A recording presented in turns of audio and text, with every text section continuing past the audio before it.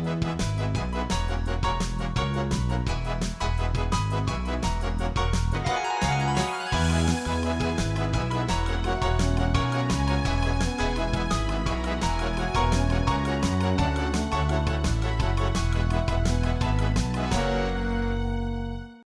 everybody, this is Dr. Stephen West. I am the superintendent of Winona Area Public Schools.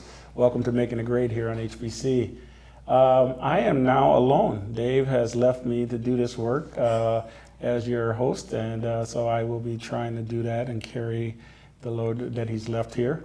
I have three tremendous ladies here, and some of you might know them, some of you might not, but I thought it would be a great way to get us introduced here to the folks in our school system. On the far end over there is Sarah Slobby, our Director of Finance. She will have a few things we'll be saying here. In the middle here is Kelly Halverson, our Director of Learning and Teaching. And on the end here is Amy Adams, our Director of Special Ed. Well, how you feeling, ladies? Great. Yeah. Beautiful day. Normally we're sitting in an exec cabinet meeting and enjoying one another, so this is a bit odd in how scripted this is. But I'm going to start. I wanted to let you all know I'm very excited to have all three of you in the school system, and I know our community will be really pleased with the work that you do for our school system. So let's start with you, Amy, as a special ed director. You've had a special ed teaching and administrative background. When joining the Winona Area Public Schools in July, what were your first thoughts about the system? Oh, well, my first thought was I need to get to learn more about who's here, what kind of resources we have, what types of needs we have, what types of learners. I probably wasn't as prepared as I might have thought I would be for the fact that extended school year, the summer program that's offered for our students in special education that have needs through the summer, that was going full force or actually just ready to begin. So actually by being a part of that process, I got to know what our students' needs were and what types of wonderful resources Winona Area Public Schools has available for those students. You don't sound too nervous at all. That's well done. Isn't that awesome? I guess the second question is, what goals are you bringing? You got any goals that you want to let our folks know? I would probably differentiate between a short-term goal and a long-term goal here. But for this year, I think our focus is really to try to regenerate the focus on data and try to get our special education staff and our general education teachers to see a little bit more how our students are performing as a group. And so using the data, that would be our first thing. And then our second thing would be really to focus on some efficiencies. Looking at our current systems, are there ways we can use all these wonderful resources more efficiently so we can do a better job of bringing things to the kids that they need? Excellent. So what two things should the viewers know about special ed that they don't know already?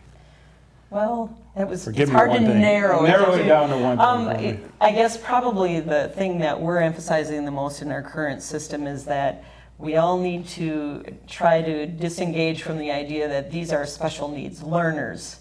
We really want to focus on the idea that these are learners just like all the other learners in our learning community.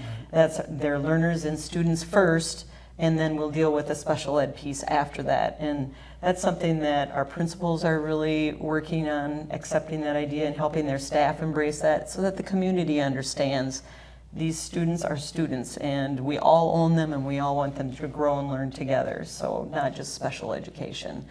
And I guess the second thing that we're really looking at is that special education isn't like a magic answer. Right. That Kelly's going to talk a little bit about student growth and performance in Winona Area Public Schools, and I think there are so many things that this district offers all learners, and we want to be careful that we're only capturing the students we actually should be capturing in special education and let our general education system take care of the needs that don't need to be addressed in special ed. That's some heavy lifting there. Yeah. All right. Well, you're the one director that I didn't get a chance to hire, but I'm so happy to have you on board, and I just think special ed is in a great place. Welcome aboard. Thank you, Dr. West. I appreciate that. Not a problem. The middle person, Kelly Halverson, how you doing? I'm doing great. Excellent. Well, Kelly has transitioned from our high school. She's been the principal there, and now she is our Director of Learning and Teaching. Why the change? It was a tough decision. I really was enjoying high school and was excited for the places that place is going to be in a few years, but the opportunity to work early childhood through 21 was exciting, and put some policies and practices into place to really help align our system, as you often say, Dr. West, to I do say that, don't I? yes, you do. Okay. So, We're listening. that was exciting to bring the background of being a principal in the system to aligning a system. So that was why I made the move. So why the name change? So I heard it was called Curriculum, Instruction and Assessment, and now it's different. Yes. Why is that? Well, that's another thing you brought to our team, Oh, I Dr. did. West. And I think it was a good move because everything that I do in my office is because of learning and teaching in our district. And so to be the director of learning and teaching encompasses so many areas, Yes. but that's truly what I do. Okay. So what are your top 3 responsibilities? Top 3. My I know goodness. we have to narrow it down here. We only have short time here. I so. think, yes. I would say, as with all of us, our number one responsibility is to ensure learning for all students in the district. And I think that's most true in my position because of the title, learning and teaching. So I would say ensuring learning for all students would be my number one priority.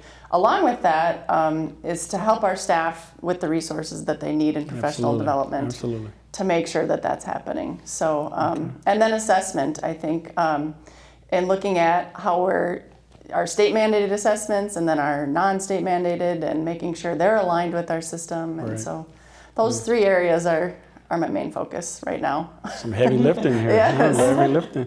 So one of those areas is the world's best workforce. Yes, Can you talk to our community a little bit about what that is and Sure. why it's important to Winona area? absolutely. The world's best workforce is actually replacing our annual report on curriculum and instruction. And so what they're trying to do is create the world's best workforce by making sure that we have systems in place along the way for students as it relates to learning and benchmarks and making sure they're hitting growth targets and making sure our teachers have the professional development they need, Right. making sure we're using best practice and research-based interventions and practices. So what the world's best workforce has done is actually helped us realize we have a lot of great things happening in Winona Area Public Schools. And so to put it all into one document was an exciting task for me to say, we're really doing a lot of this. We have some areas we need to improve on, and we're definitely taking a look at those, but putting it in one document to say, here's how we're helping students become the best that they can be. Absolutely. Thank you for that. One last question I wanted to ask. A lot of people hear about this professional learning community, this idea of PLCs. Can you tell our community what that is in general? Sure. Professional learning communities, or PLCs, as you've heard them referred to, are an opportunity for teachers to collaborate about student learning. A lot of the research has shown that working in silos, closing your classroom door by yourself, and just working with your group of students is not the best way to improve instruction and teaching and learning. So allowing time for teachers to compare data and talk about growth and talk about development and then what are we doing for these kids that aren't learning and how are we going to help them? Right. And what are we doing for these kids that are? How are we going to enrich their learning? So those are the main conversations that teachers are having. And it's helping to align our system. They're setting their goals today, actually, making sure that their goals align with the building goals in the district and so forth. So it's bringing a system in place for teachers to collaborate about student learning. Does it feel overwhelming to you, all of this work, moving from the high school principalship to the director job? I think we had a workshop last week, and I think you mentioned one of the teachers said, yes, my head's swimming, but it's a good swimming. Right. I do feel that way, that yes, it's challenging work and it's good work, but I know it's exciting. It's exciting for me. And so it's not overwhelming. It's a lot, but it's not overwhelming. Well, thank you very much for your time as well. I think both of you ladies have just done yeoman's work here for me. Finally, and lastly but not least, Sarah Slobby is our new Director of Finance, and she was our controller. So she somebody that knows our systems, our finances very, very well. And so I was really excited that we were able to bring you up to that director position. So you guys win a lot of awards, I hear, in finance. Is that true? We have won the School Finance Award for several years. Okay. I was able to go back and look, and for sure from 2009 to present, every year we've received it. I think there were a couple of years prior to that, but Do I get those awards? Or is that, no, No? those go on the wall. They're everybody's award. Okay, okay, all right. So I saw auditors. Obviously, there are auditors Yes. in our district last week. Yep. How did it go? And what are they doing? I hope the community understand what auditors do. Auditors, first of all, school districts are required to have an annual audit every single year, an independent audit, which means that this firm comes in that has no connection to the school district and are able to make a independent. They're able to issue an opinion on the school district's books. And so what they do is they come in and they look at our finances, and they do tests on a test basis. They look at different finances and look to see that everything is properly stated. Right, right. So we did okay, I assume. We did good. Excellent. Yeah. Yes, yes. We're in good hands, Winona. I want you to know we're in good hands with our finances. So what goals do you have for us moving forward for the finance department? Well, as a finance person, of course, I always want our finances to be in shape. Not only because it makes me feel good about the world when the numbers all line up, but I think it's also very important to remember that if we don't do our job in the business office and keep things in line, then there are not as many resources available out in the schools to help forward student achievement. Right. And so that's a huge goal. But besides just the strict finances, I think it's real important to look at the processes, make sure that we've got everything in line there, look for any efficiencies that would help us perhaps save some money or just improve the process. Excellent. So what are, as we speak about finances, there are some realities out there for school systems. What are some realities around finances that you can let our community know? Sure. All school districts depend on two major sources for their funding. Number one is the local tax levy. You make sure you let the community know that. The local tax levy. And the other piece is, of course, our state legislature. So both of those things are out of our control. Right. We can raise fees for participation and that kind of thing, but it does not make up the bulk of our revenue. And so we're really dependent on these two sources that are, for a lot of all intents and purposes, really out of our control. Right. Another piece is that the majority of school district budgets are made up by salaries and benefits. And so when those times come, when we need to, shore things up a little bit, the harsh reality is that we are in a position where we're going to have to probably cut people. And that's a hard thing to do because they're people. That's right. It's someone that we work with every day. And so those are the real realities of school district finances. It's tough business these days, isn't it? It is. Ladies, first of all, I want to thank you all three for being here. That wasn't too bad, right? Not at all. You did all right. Any final thoughts for our community out there either way as we wind up the first segment here? Anything you want to let our community know? Don't be shaking your head, no. I think we've talked about this as a team many times, that we're really fortunate to be a part of a system where we can support each other, and we're all working to the same outcomes, that we're going to be looking at our student growth and achievement and maximizing benefit of the resources we have. I would say from the financial standpoint, I'm an open book. I have nothing to hide. I've got to open the books to the auditors every year. So, hey, if someone has a question about something, I would much rather get an email or something and have that question asked so that people can have good, real information. Absolutely.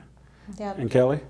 I would say thank you for believing in Winona Area Public Schools, and you have a lot to believe in, and that I believe in what we're doing is good for kids, and I think we are growing kids and doing the best that we can. And so I would say thank you, because we know there are choices, and I think Winona Area Public Schools is the best choice. Thank you, ladies, for that. And we're going to take a break here, and we'll be right back on the other side with Making the Grade. Thanks again. Thank you. Thank you. The HBC Wizards, located at 67 Main Street in Winona, are local, knowledgeable tech support that you can access for all your home or business technical needs. Conveniently located by our main office, HBC Wizards offer technical consultation, computer setup and repair, home entertainment solutions, virus and spyware removal. Put it this way, if it has something to do with your computer or TV, HBC Wizards can help. And you don't have to be an HBC customer to utilize the HBC Wizards. Walk-ins are welcome. HBC Wizards, technology demystified.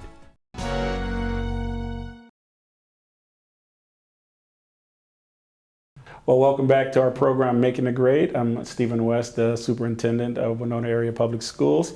We have a couple other guests for our second segment that I'll be introducing. And again, I hope I'm doing well for you larger community out there as I begin my foray into the new role as host. To my left is Lynn Halverson, our WAPS school nutrition director. And how are you? I'm doing great. This lady has so much energy, and I'm just so excited. She matches my energy, just unbelievable. So I'm looking forward to having this interview with you. And Elena Myers, is that correct? Because I don't want to call you Elena, so my apologies. She is our school nutritionist, which is the former name of the Lunch Ladies, right? Yes. We don't call us the Lunch Ladies anymore, do we? Well, you know, for a long time I was insulted by that, but now it's kind of an endearing phrase. I think it is, right? I do, so I'm embracing it now. Okay. Because, you know, when I'm out in the schools or I'm out in the grocery store, the kids come running up and say, "There's my lunch lady, That's there's right, my lunch right. lady." So if they love you, that's a good thing. Right. All right. So I know that there are some exciting things going on with school nutrition this year. You want to talk a little bit about it, Lynn? Well, I think one of the most exciting things we have going on now is we wrote a grant last spring to get free breakfast at the Winona Area Learning Center. And so that's probably one of our most exciting innovations this fall. And Elena really is on the front line of those kids at the ALC, and you and I were out there the very first day of school to see. But, you know, last year we served about a third of what we're serving now. You know, we've tripled what we're serving for kids for breakfast. So, you know, breakfast, our grandmas always said, was the most important meal of the day, and that certainly is true. And we really want kids to have a good breakfast, be able to go into the classroom, be ready to learn. So how are we paying for that? Can you talk a little bit more? I know the legislators gave us some additional funding. Can you talk a little bit about that? They did, you know, on several different levels. The Minnesota legislature passed funding where they provide free breakfast to all kindergarten students. So we have breakfast available at all of our elementary schools. And even in Rolling Stone, that'll be an addition this year. On October 1st, we're starting a pilot program, a grab-and-go breakfast there. Excellent. And so we're hoping that, you know, we have 15 kindergartners out at Rolling Stone, hoping that they all participate with that. But any kindergarten that comes for breakfast, the family is not charged for that. So how's it going over at the Alternative Center, Eleanor? It's going really well. Certainly it was a change from last year where the numbers were kind of low. So now that we moved the breakfast at a later hour, so it's after the first period, the school started, and the kids are really liking it. They're feeling pretty good? Yes. They like the breakfast items, and pretty much everybody comes to eat now. Right now, the kids that I see out in a cafeteria, they're all... Oh, that's wonderful. That's wonderful. I'm all excited about that. That's good. We want our kids. It makes us happy too. Excellent. Excellent. Yes. Kids commented about it. Some few kids that came up to me and they said this is a really great program, and they're happy there was started and providing this free breakfast for everybody. So it's well done. Excellent, excellent. So Lynn, there's been a lot of criticism in the media about the quality of food, lunch. What do you say about those types of things? How are we in Winona area handling that? Well, you know, really I've been in this business for 30 years, and in the last 3 years with the Healthy Hunger-Free Kids Act, we've had the most sweeping changes of legislation that have been part of our program for 3 decades. And 2 years ago we started out with the revamping of the school lunch program. Last year was school breakfast. This year it's our snack program, so anything sold within the school day is part of that legislation. And I'm proud to say that Winona was really a step ahead of all the legislation that came. So when the legislation was actually put into into effect, we'd already done probably 95% of what was legislated for us to do. So we really didn't see a lot of difference in reaction of what our kids saw. They seemed to be pleased with what they had. We introduced things like our garden spot, which is an all the kids care to eat fruit and vegetable bar on a daily basis. And kids are really making good choices. We can see that. We can really see a difference in they're shifting from processed foods more to these fresh fruits and vegetables. And through our program, we're just really excited to be able to offer kids fresh pineapple, star fruit, kiwi. There are a lot of things that many families maybe can't afford to have at home or just haven't had the experience to try them. So we're really introducing kids. We look at ourselves as part of the educational team. You know, the school nutrition program is just as important as what happens in the classroom because we're getting them ready for the classroom. Absolutely. Didn't I tell you she got a lot of energy, a lot of passion around this. So Eleanor, what is your role on the team? On this team? We provide a nutrition meal. I'm there every morning and at lunchtime for the kids, and with a smile always. All right. Greet the children and provide the meals, a warm meal for them. So it's good. Yeah. So what? You have an accent. So where are you from? What's your? I'm from Italy. Italy. I'm Oh, Italian. so yeah, we should be in Italy. I mean, oh my goodness. Yes. So we've changed the we love title. food. We've changed the title from lunch lady to school nutritionist. Why? Well, you know, number one is to raise the level of professionalism. Our programs are very complex, legislatively, administering them, and there are just a lot of things you have to know about nutrition. Nutrition is a very ever-changing field, and I just want people to understand how closely we work with the educational team to, you know, make our kids be successful and to just really raise the level of what we do to a more professional level. Well, I can tell you, it's. I tell a story, and I think I told it to the nutritionist. Went back to school. I had a lunch lady who really impacted my life. Really allowed me. I grew up in poverty, like a lot of us, and I had a lunch lady who really kept me motivated and kept saying, "No, we're going to make sure you got a breakfast and a lunch," and with the smile, you know. Yes. And it really changed my life. And I'm not sitting here next to you ladies without having that lunch lady play a huge role in my life. So I have an affinity, as you know, I have an affinity for my lunch folks and my nutritionists, excuse me.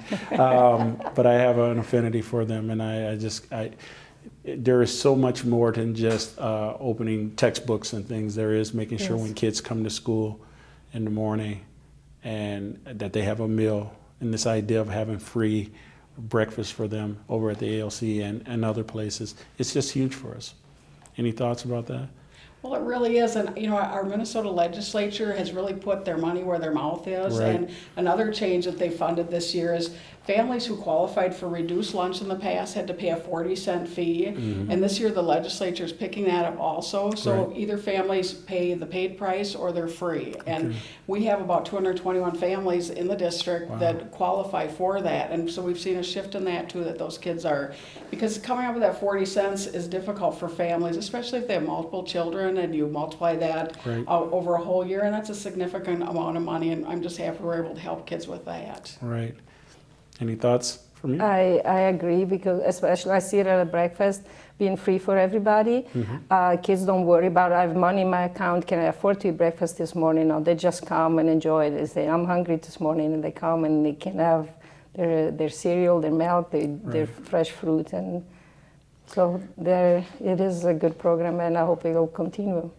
And I really don't know about what you think, Lynn and Eleanor, but this idea that kids, a breakfast is so important to the whole day is so vital. A lot of us, and I'm one of them now, I don't eat a lot of breakfast, but there's a lot of that fuel that's needed as you talk. What is the quote, or what is the slogan? Well, our fuel, your fire. Our fuel, your fire, right. That's wonderful. But even the word breakfast, it means breaking the fast, because most people haven't eaten since dinner the night before. So you think you may have gone 10 to 12 hours without anything, and your body gets sluggish, and you need, to get it up and moving, and it's like putting fuel in your tank, fuel in your gas tank to get you going for the day. Absolutely.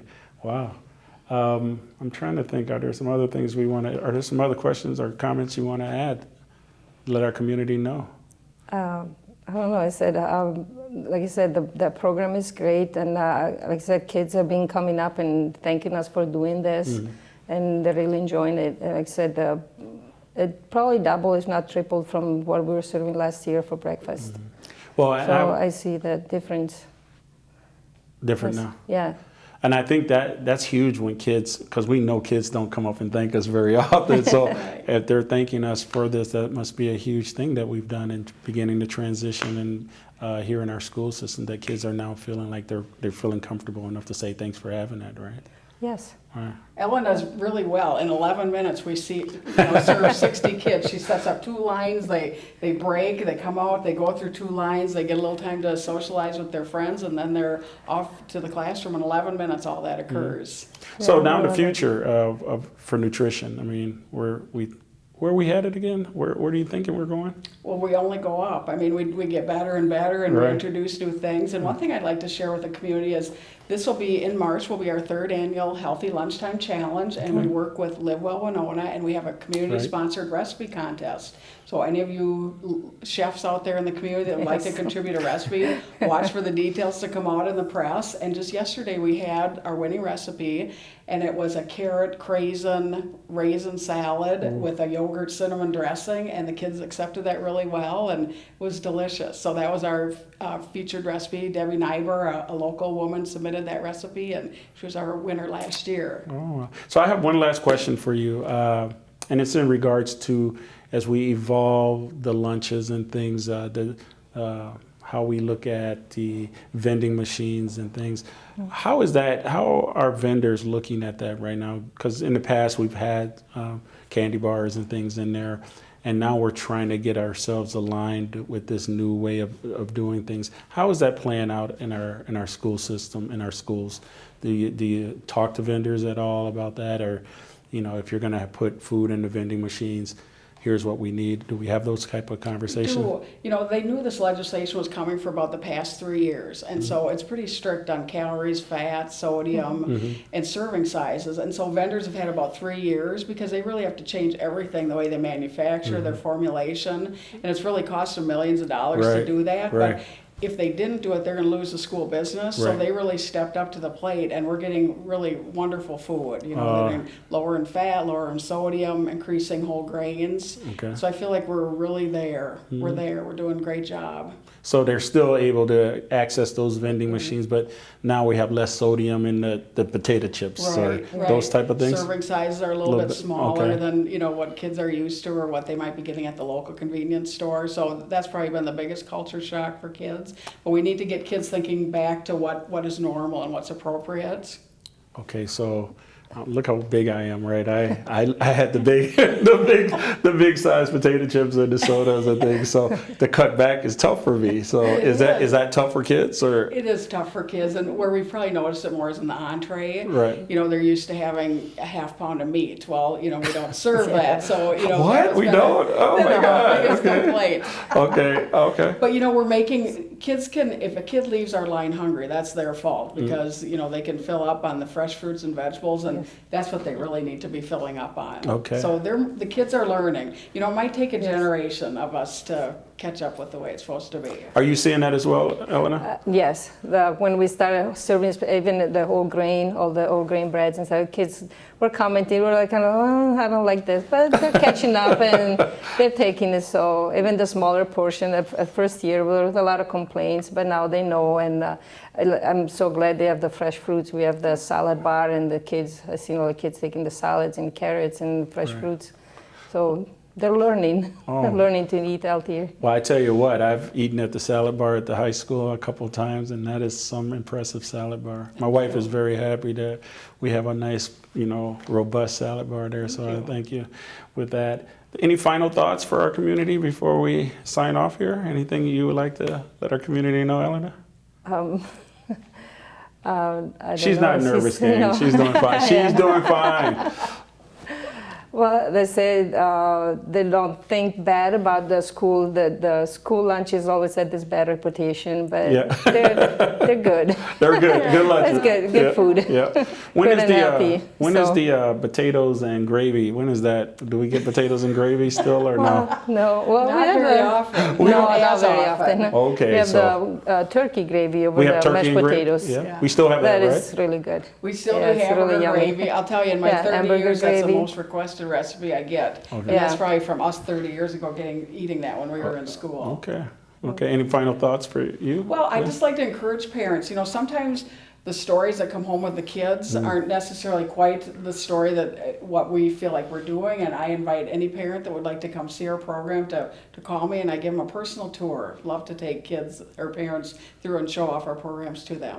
Well, I want to thank both of you ladies and thank the complete nutritionist team. They're wonderful folks, and you have a lot to be proud of. Thank you for your service as well. That concludes our first Making a Great episode. I hope I didn't stumble too bad, as I'm sure I'll be critiqued by Dave in the back there going forward. But I look forward to doing it again. And again, thank you very much for watching Making a Great.